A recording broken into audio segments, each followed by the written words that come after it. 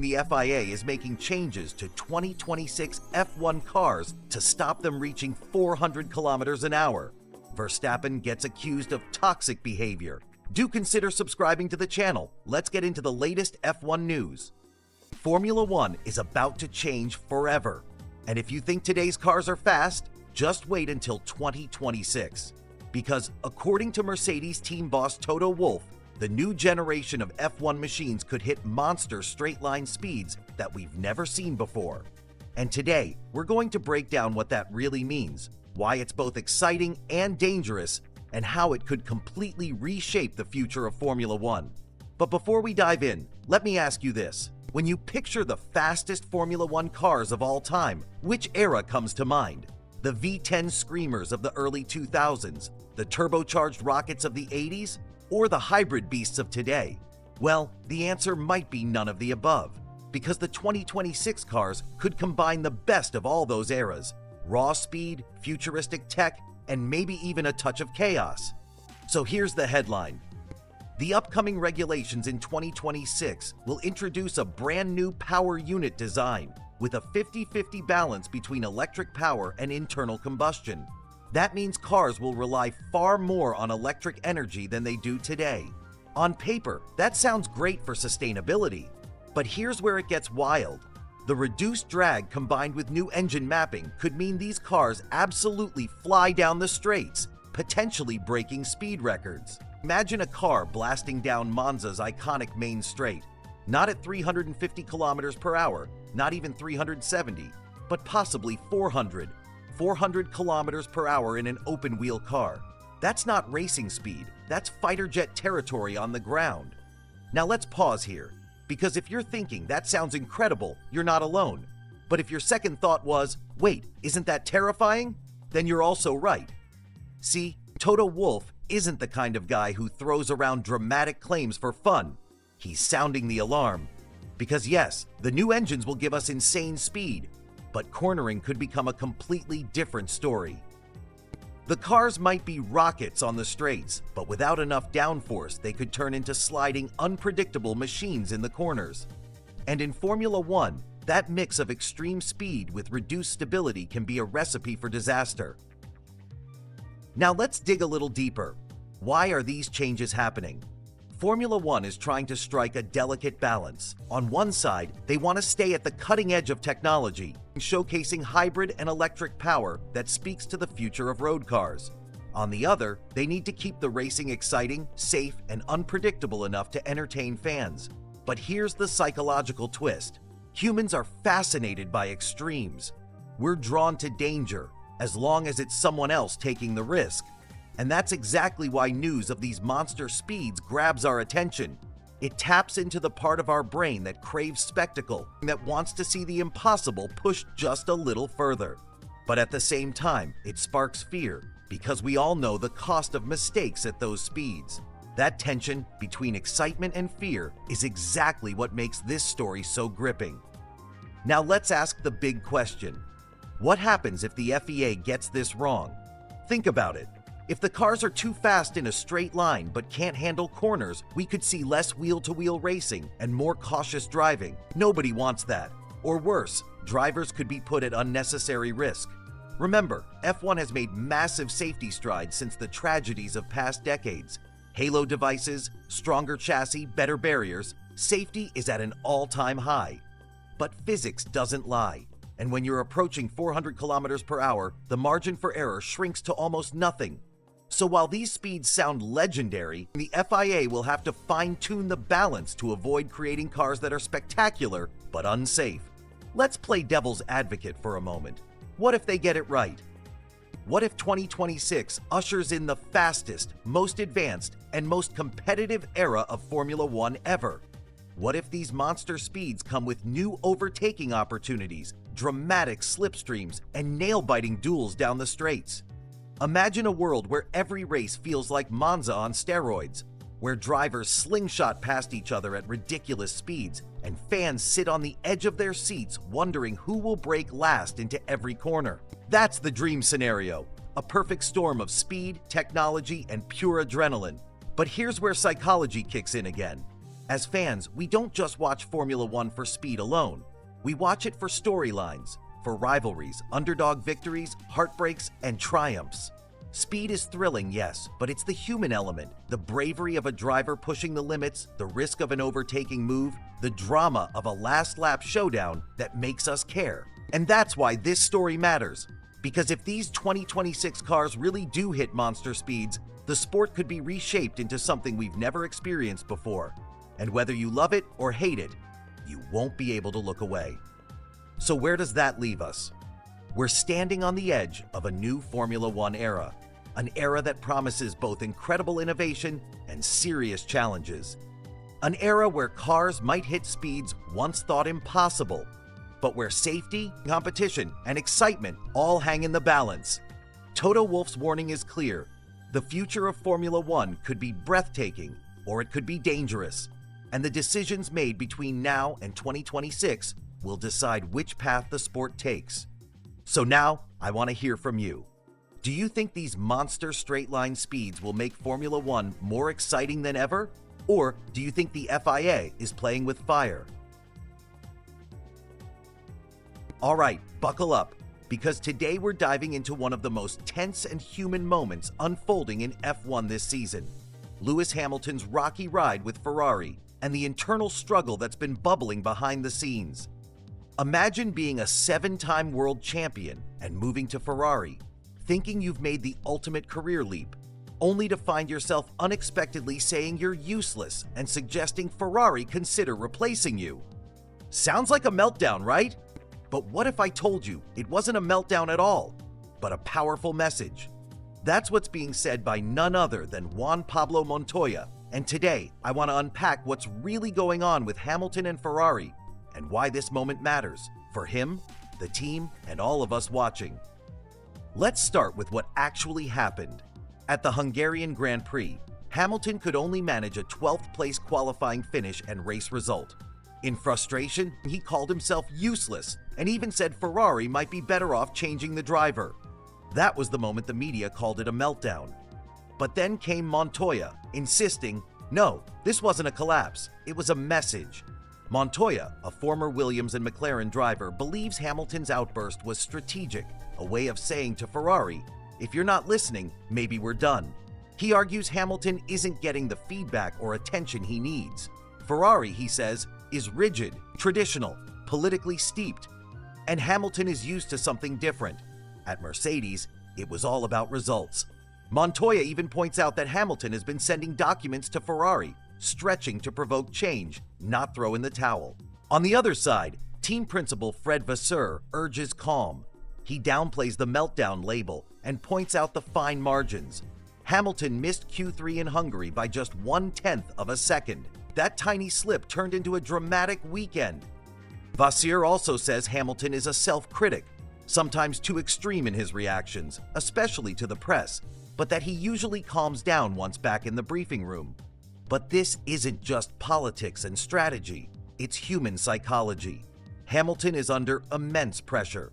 At 40, chasing an 8th world title, adjusting to Ferrari's culture, and comparing himself to legends like Schumacher, it's a mental beast. Add Ferrari's lack of patience for internal drama, and it's a pressure cooker. An emotional, I'm useless can be seen as surrender or as a wake-up call. Bernie Ecclestone even floated the idea that maybe Hamilton should retire rather than continue struggling. But others, like Toto Wolff and F1 CEO Stefano Domenicali, still believe Hamilton has unfinished business. Here's the real talk. This moment reveals the tension between tradition and innovation, Ferrari's legacy and hierarchy versus Hamilton's hunger for results. It demonstrates a key psychological lesson. Sometimes bold emotional expressions aren't breakdowns, they're deliberate, persuasive tools for demanding change. And right now, Hamilton isn't giving up. He's saying, listen to me or step aside. That's something only legends get to pull off. So what do you think? Was Hamilton in a meltdown, or was he sending a message Ferrari couldn't ignore? Drop your thoughts in the comments. If you enjoyed this breakdown, make sure to subscribe for more F1 deep dives, because the 2026 grid is already shaping up to be wild. Imagine a powerhouse of engineering Ford, returning to Formula One in full force. Not just branding, but deep, real-time development. That's exactly what's happening now, and it could be the biggest game changer we've seen in years. Here's the story.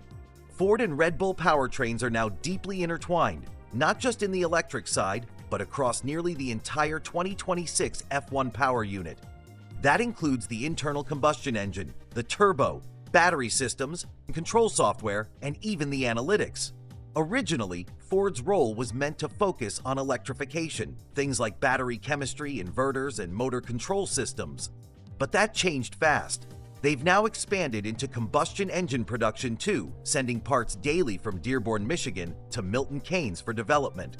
So why now? And why does this partnership matter so much? Formula One's 2026 regulations are shaking things up in a way we've never seen before. The engines will have a 50-50 hybrid split of electrical and combustion power. They'll run on fully sustainable fuels.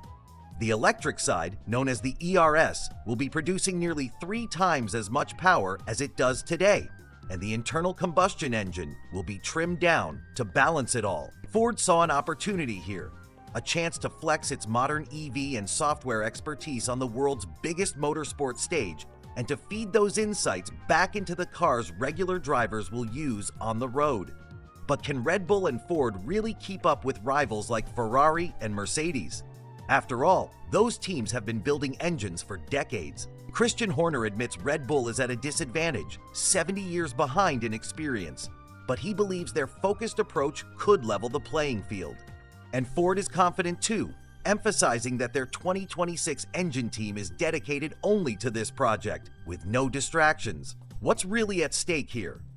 Red Bull wanted to break free from its reliance on Honda, and this partnership with Ford allows them to do exactly that. From 2026 onward, Red Bull powertrains, soon to be Red Bull Ford powertrains, will build engines fully in-house. Ford's involvement brings more than just a badge on the car. It brings real engineering expertise, real development, and real control. But let's be honest, the pressure is intense. Developing a Formula One power unit is relentless. The cycle is always the same. Hit the power targets, prove durability, test, improve, and repeat. Ford and Red Bull are hitting important milestones, but the truth is, no one knows exactly where the competition stands. Stick around, because this story is only heating up. Formula One isn't just about speed anymore, it's about how you manage energy. The team that masters the balance between electric power and combustion power could dominate the next era of the sport. And this isn't just about engines, it's about legacy. Ford is stepping back onto the stage where it once reigned supreme. Red Bull is taking control of its own destiny, and together they might just rewrite the Formula One rulebook. By watching this video, you've stepped inside that story. You've seen the bold moves, the breakthroughs, and the ambition. Now picture this, the first laps of 2026, the roar of hybrid power blasting down the pit straight, a perfect blend of Ford's history and Red Bull's future.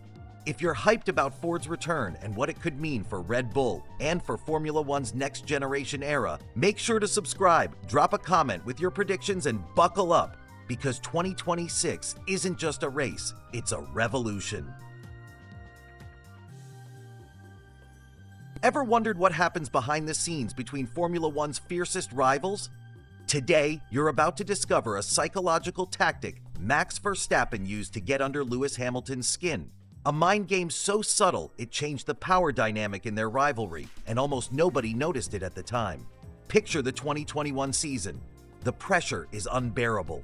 Two titans at the peak of their careers, neck and neck. On one side, Lewis Hamilton, the 7-time world champion, calm, meticulous, and precise. On the other, Max Verstappen, the hungry challenger, relentless, aggressive, and determined to make his mark. What played out on track was intense, but what few people saw was the mental war being waged off the circuit. And Max had a secret weapon. According to his former performance engineer, Bradley Scanes, Verstappen found a clever way to disrupt Hamilton's routine and chip away at his composure. The setting was ordinary enough: the post-race cooldown room and press conferences. After each session, the top 3 drivers would regroup backstage, change out of their race suits, and prepare to face the media.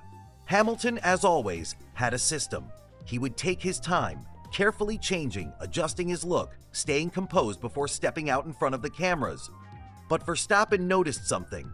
The more he lingered, the more Hamilton had to wait. So Max leaned into it. He would deliberately take his time, not just a quick change of the race suit, but the full outfit swap. Slowly, deliberately, piece by piece, with no rush at all. While Hamilton stood waiting, Verstappen made him wait longer.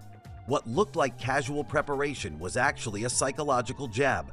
This might sound trivial, but Scanes revealed the truth. It was a power play.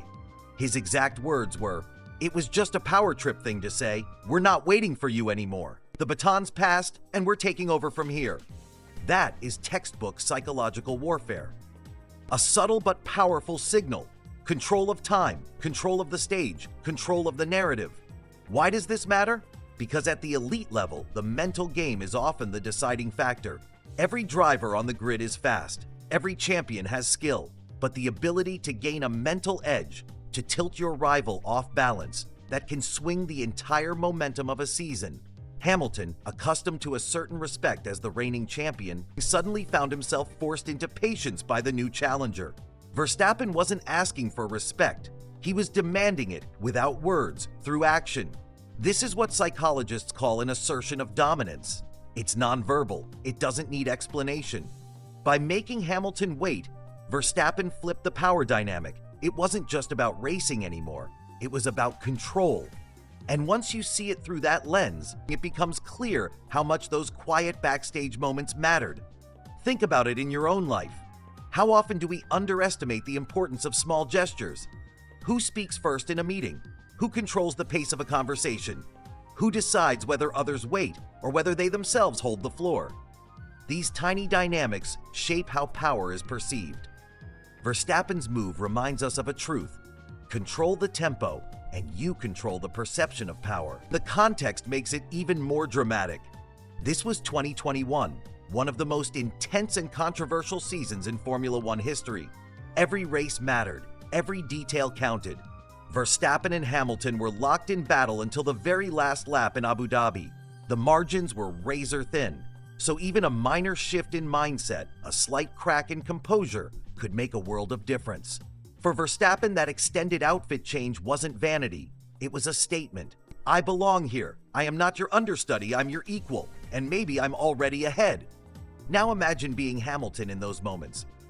Already carrying the pressure of defending his legacy, now forced to stand, wait, and accept the subtle message being sent his way.